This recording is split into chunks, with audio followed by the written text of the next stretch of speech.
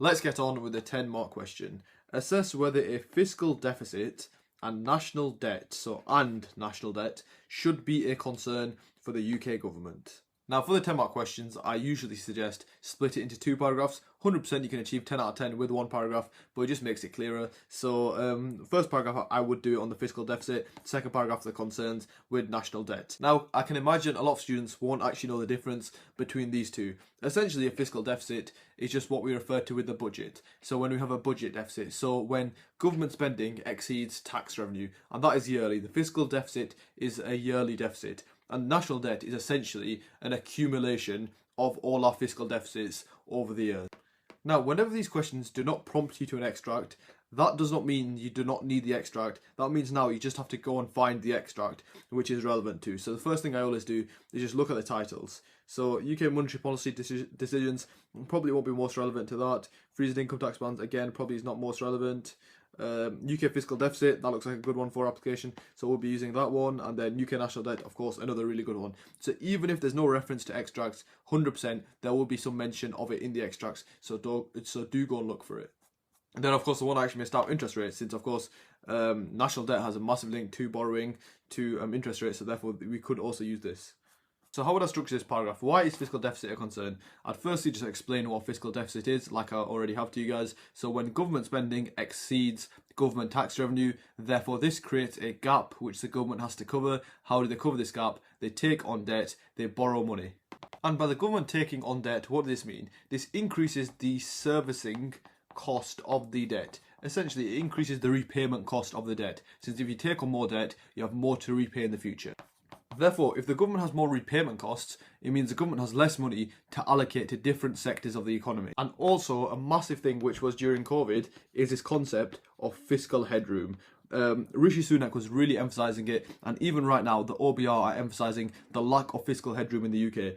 Fiscal headroom is essentially how many funds the government has to respond to an external shock. And the reason why they were emphasising it so much in COVID, of course, COVID was a massive external shock, which it wiped out lots of the government's funds. Therefore, they wanted to be prepared if another external shock hit them, the government could respond appropriately. Since things like monetary policy, fiscal policy, they require time, they require funds for the government to put them into place. Things like furlough scheme, the government needs to have money to initiate these schemes and help save the economy, essentially. So with less fiscal headroom, the government has less ability to respond to external shock. I don't do this a lot, but I've written out the chain of analysis, typed it out, so you guys can see it a bit more clearly. So fiscal deficit is a concern. Why? It arises when government spending is greater than tax revenue. I've written in like a chain of analysis, so the arrows are like chains. So forcing the government to borrow and add to the national debt. This raises debt servicing and repayment costs, leaving fewer funds available for other priorities and reducing fiscal headroom. And this is why it's so important. This limits the UK's ability to respond to external shocks. And like I said, it happened a lot, especially during COVID, and even right now it's happening. But when Rishi Sunak tightened the UK's fiscal policy after Truss's mini budget, which of course she left, I think, a 40 billion black hole. Moving on, 4 marks for evaluation in your 10-mark question. So let's get started with our first one. This is very specific to do with fiscal deficit. Of course, there are 2 different types of budget deficit. There is a structural and there is cyclical. And one of them is quite bad and one of them is not so bad. So we are going to evaluate using that. So however, in evaluation, this depends on the type of fiscal/budget deficit.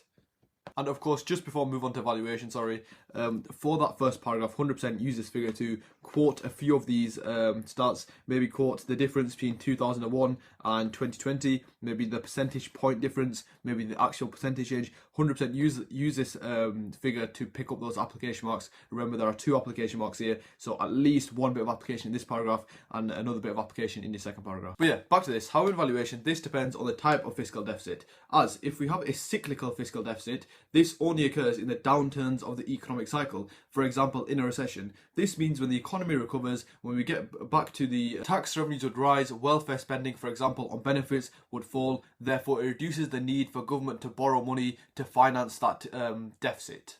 Now, that is a perfect evaluation point, but unfortunately, it's completely theoretical. It doesn't matter for this question, it would get you the mark, so very transactional, it's fine. But if you want some real-world application, the UK's budget deficit, the fiscal deficit, is 100% structural. Therefore, that is the main reason for concern. As it's a structural deficit, even when we come into the boom phase of the business cycle, it means that we are still in deficit. So every single stage of the business cycle, we are racking up debt. And remember, national debt is just an accumulation of these fiscal deficits. So every stage of the business cycle, we are increasing our national debt, of course, leading to these problems of increased repayment costs and several other problems. Okay, so moving on to the second paragraph for this 10-mark question on national debt, I'm going to take a bit of a different route in answering this paragraph. I'm going to focus more on how national debt reduces the government's ability to achieve its macro objective of economic growth. So let's get right on with it. Why is national debt a concern? So just like the first paragraph, national debt is of course a concern. National debt is an accumulation of fiscal deficits, but it is a concern since it increases repayment costs. As when we take on more debt, we have to borrow more from the financial markets. And what are the two specific repayment costs that increase? Firstly, we have debt servicing costs, and then we also have an increase in repayment costs.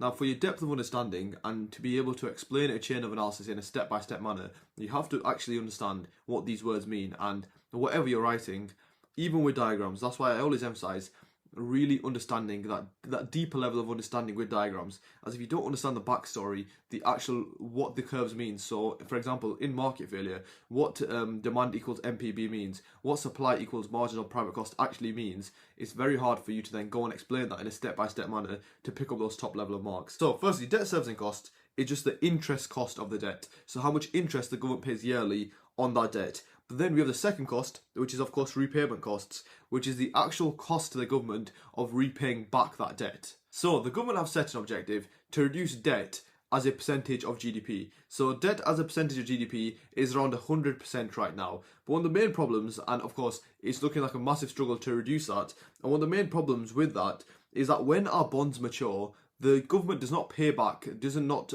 fulfill that repayment cost using tax revenue. The government fulfills that repayment cost by just issuing new bonds. So they issue new bonds to pay off the old bonds. Essentially, they're taking out debt to pay off debt, which of course, as you can imagine, sounds quite negative and leads to, again, just more problems in the future, more problems with increased repayment cost, increased servicing costs. A great diagram here which links to all of this is, of course, I'll draw it out and let's see if any of you guys can guess it. So it's quantity of loanable funds on the x-axis, and then on the y-axis we have interest rate, and then we have supply, and we'll label this supply of loanable funds. Then we have demand for loanable funds. Now, like I said, when the government have increased repayment costs, they use debt to pay off debt. So to pay off their existing debt, they will take out more loans, they will take out more debt to pay off this existing debt. So what does that lead to? This increases the demand for loanable funds. This increases the demand for debt. And how can we show that? We can show that on this diagram, which is of course for those of you who do not know,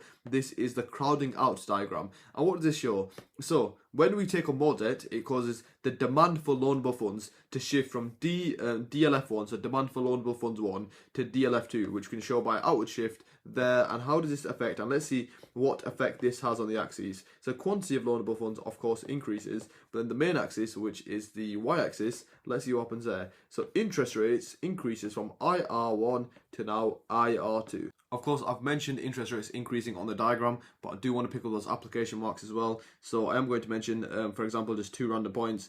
From August 2022, interest rates on a government bond went from around 1.8% to then in mid to late September went to 4.5%. So great above application then. But also at the start of my paragraph, of course, I talk about national debt as a concern. So I could work out the difference between national debt in 2001 versus 2020, maybe calculate percentage change, maybe percentage point difference. So of course, as you can see, it's about 27% there, and in 2020 it is around 92%. So you can take 92% away from 26% and just say, national debt has increased as a percentage of GDP from 2001 to 2020 by, what is it, like 70%? So about a 65% decrease in national debt. So about a 65% percentage point increase as a percentage of GDP in national debt, of course, at the start of your paragraph would be great and would help you pick up those application marks, of course. So I'll just pull out 2 points there. So July 2022, it was about 2% the government bond yield, and then in September, it was around 4.5%, which of course is around a 2.5% increase. And for some real world application, that was of course due to trustonomics, which it just Liz Truss's mini budget failure, of course, led to the increase in the interest rate on government bonds. I'm not sure I pronounced her name right, but Liz Truss's mini budget failure essentially caused the spike in interest rates on government bonds. Now linking back to my main point, how is an increase in interest rate going to reduce economic growth? And the first step to that is of course private firms. So an increase in interest rate is going to disincentivize private firms investing. Why? Since there's increased repayment costs when they invest, interest rates are higher, which of course will increase cost of borrowing, which disincentivizes private firms. And of course, if private firms are disincentivized to invest, this is going to reduce investment, and of course, investment is a component of AD, which causes AD to decrease. And if AD decreases, of course, if you're going to look at it on a diagram, real GDP, and of course you can draw LRS, whichever one you want, honestly. AD decreases from AD to AD1, of course, which if we extend out this, we see a decrease in real GDP from YE to Y1, thus increasing levels of national debt would therefore, at the end, it would cause an increase in interest rates. It would cause essentially the crowding out effect, which therefore would cause a reduction in real GDP, meaning the government would be worsening their macro objective of economic growth. Yep, so that's a little summary of how I would tackle that chain of analysis. Sorry if this is a bit messy at the end, but it's like arrows. I like the. Now, of course, this does look quite overwhelming as a second paragraph for a 10-mark question, especially with the time constraints. But I present you with a perfect example, the A-star example. As the more times we go through these like perfect A-star examples, it will like by osmosis you'll pick them up. Since if you're exposed to these ideas, these high-level chains of analysis, when you're writing yourself, a few of these ideas will pop into your mind as well. So don't worry too much about maybe writing this depth, this much knowledge. It's just about trying to pick up as much as possible. And just lastly, just to quickly finish off with evaluation. Now, of course, we did evaluate in quite a lot of depth in the last paragraph, so you won't need much here. One simple evaluation point should do. And of course, what is the best Keynesian evaluation to crowding out? It is, of course, the opposite of it, the crowding in effect. Essentially, crowding out suggests that when the government spends, of course, they spend via borrowing. This, like I just explained to you, this will increase the interest rates, therefore cause private firms to reduce their investment, to reduce their intervention in the economy, since they're disincentivized by higher repayment costs. Whereas the crowding in effect suggests when government spending is high, when the government is investing into the economy, this will foster private firms to invest even more rather than disincentivize them. As of course, with the government investing is going to increase the real GDP. When there's increase in real GDP, there's more demand for firms, there's high levels of employment, and all these could lead to increased profit for firms. And firms, again, what is the classical economic assumption? They are profit maximizers. They want to be a part of this increased profit. They want to boost their profit for shareholders. So they will actually increase intervention, increase investment in the economy when the government is also spending highly. A great bit of real world application you can back this up with is of course France. France is renowned for its high levels of public investment. For example, I think it spends 4% of GDP each year on public infrastructure, on public expenditure. Also, it has very high levels of private firm investment, so it does show the opposite of crowding out. It shows that this high level of public sector investment does actually lead to firms investing more. As you can imagine, for example, if the French government invests in something like public infrastructure, it means that, for example, workers can get to their location quicker. More workers, there's less geographical immobility, there's less transport costs for firms. For example, when they're transporting goods, it takes less time, it's more safe, etc. So yeah, that is the crowding in effect, and that's how I would evaluate that last paragraph for the 10-mark question.